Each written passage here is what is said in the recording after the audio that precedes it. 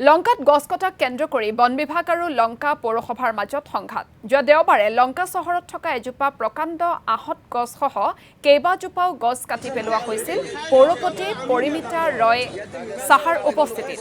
লংকা চহৰত clock tower নিৰ্মাণৰ বাবে কাটি পেলোৱা হৈছে গছসমূহ। গছ কটাৰ পিছতে পৌৰসভাৰ বিৰুদ্ধে ক্ষোভিত হৈ পৰে একাংশ প্ৰকৃতিপ্ৰেমী।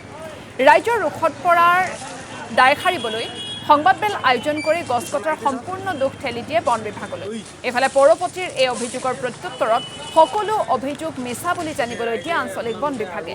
গছ কটা সম্পৰ্কে পৌৰসভাই কোনো আবেদনো বন বিভাগক নকৰাৰ অভিযোগ।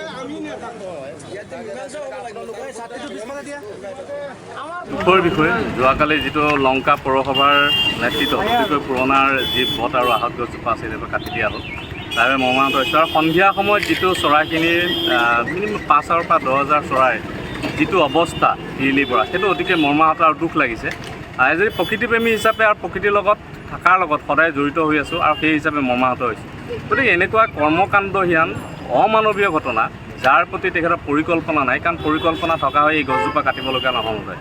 গতিকে যিগৰাকী লংকাৰ পৌৰসভাৰ যি নেতৃত্বত কাম হৈছে আৰু বন বিভাগৰ আণ্ডাৰত কাম হৈছে, গতিকে দুইটা বিভাগে আমি এই ক্ষেত্ৰত আমি তীব্ৰ গৰিহণা জনাইছোঁ। আৰু দুইটা বিভাগে যিহেতু পুৰণি গছ চৰাই বাসস্থান হিচাপে 1971 যিটো ৱাইল্ড লাইফ এক্ট মতে তেখেতসকলে গছ কাটিব নোৱাৰে আৰু পৰিভ্ৰমী চৰাই বাসস্থান। তাৰপিছত কেনেকৈ এগৰাকী ল'ৰা লংকা পৌৰসভাৰ মই মতালিয়ে গছজোপা কাটিলে তাত আমাৰ সন্দেহৰ আৱৰ্তত আছে। গতিকে আমি ভাবিছোঁ লংকা বন বিভাগৰ আণ্ডাৰ আইনমতে তেখেতক গ্ৰেপ্তাৰ কৰিব লাগে আৰু উচিত শাস্তি প্ৰদান কৰিব। আপোনাক এবাৰ অভিযোগ দিছে নেকি? হয়, আমি বন বিভাগৰ লগত গৈছিলোঁ আৰু বন বিভাগত অলৰেডি অভিযোগ দিয়া হৈছে। মুখ্যমন্ত্ৰী মহোদয়কে আমি ইমেইল জৰিয়তে আমি বাৰ্তা প্ৰেৰণ কৰিছোঁ, ফৰেষ্ট মিনিষ্টাৰলৈকে বাৰ্তা প্ৰেৰণ কৰিছোঁ। গতিকে উচিত শাস্তি প্ৰদান হ'ব লাগে আৰু লংকা পৌৰসভাত এনেকুৱা ধৰণৰ উন্নয়ন আমাক নালাগে যি উন্নয়ন জীৱকুলক ধ্বংস মাতি আনে। গতিকে এইগৰাকী আপোনাৰ পৰিকল্পনাহীন মানৱীয় দৃষ্টিহীনতা নাই, যে সমাজৰ প্ৰতি দায়বদ্ধ আৰু শক্তিৰ ক্ষেত্ৰত তেখেতৰ কামৰ কোনো নমুনা নাই, এনেকুৱা দায়িত্বহীন এগৰাকী পৌৰপালিকা আমাক নালাগে।